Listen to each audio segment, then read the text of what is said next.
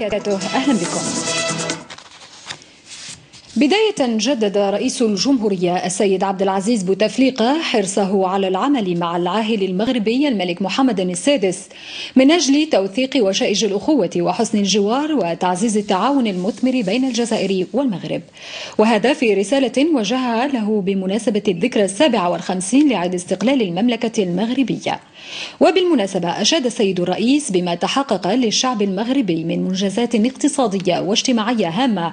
وإصلاحات سياسية معتبرة على درب التنمية الشاملة التي تشهدها المملكة، مضيفا بأن لهذه المناسبة عظيم المكانة في وجداننا لاقترانها في هذا الشهر المبارك بفرحة الشعب الجزائري بذكرى اندلاع ثورته المجيدة، ونحن نستذكر فيها بفخر واعتزاز التضحيات الجسام التي خطها شعبان بأحرف من نور خلال كفاحهما المشترك ضد الاستعمار الغاشم في سبيل الانعتاق والحرية. عقد قمة عربية طارئة على مستوى القادة، مطالبة عاجلة بوقف العدوان الإسرائيلي على غزة وتحميل المجتمع الدولي مسؤولية الجرائم الإسرائيلية، هو ما خلص إليه وزراء الخارجية العرب في اجتماعهم الطارئ بمشاركة الجزائر التي أدانت العدوان الإسرائيلي على غزة، مجددة مواقفها الداعمة للشعب الفلسطيني. أمل صخري. أمام هذا الوضع المأساوي، العدوان الإسرائيلي على غزة بتداعياته الخطيرة على طاولة نقاش وزراء الخارجية العرب في اجتماعهم الطارئ.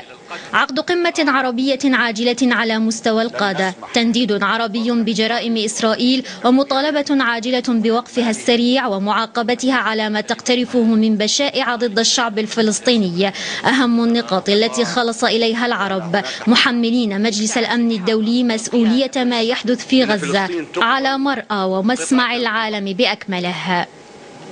إن القيادة الفلسطينية لا تقف مع شعبها الصامت في قطاع غزة،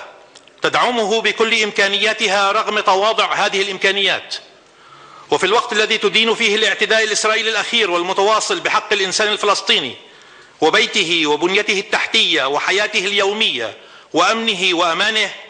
فإنها تحمل إسرائيل المسؤولية الكاملة لتبعات هذا الاعتداء وآثاره، كما تحمل المجتمع الدولي مسؤولية استمرار وتكرار هذه الاعتداءات. الجزائر لم تفوت الفرصة للتعبير عن مواقفها الداعمة للشعب الفلسطيني والمدينة للعدوان الإسرائيلي. إن الجزائر التي أدانت واستنكرت بشدة هذا العدوان الإسرائيلي الغاشم على قطاع غزة والذي راح ضحيته العديد من الشهداء والجرحى، تدعو المجموعة الدولية ومجلس الأمن الأممي إلى تحمل مسؤولياتهم من أجل الوقف الفوري لهذا العدوان والتصعيد الخطير في منطقة تعيش وضعا متدهورا بشكل مستمر جراء الحصار الجائر المفروض على القطاع، واتخاذ إجراءات والقرارات العاجلة والحاسمة من أجل حماية هذا الشعب الأعزل. إرسال وفد عربي للوقوف على مخلفات العدوان الإسرائيلي في غزة مطلب آخر دعا إليه وزراء الخارجية العرب في إطار تفعيل العمل العربي المشترك واتخاذ قرارات حازمة لإيقاف المذبحة في غزة ومنع تكرارها، في انتظار خروج المجتمع الدولي عن صمته المغلف بالدعم الدائم لإسرائيل أمام صراخات الضحايا في غزة.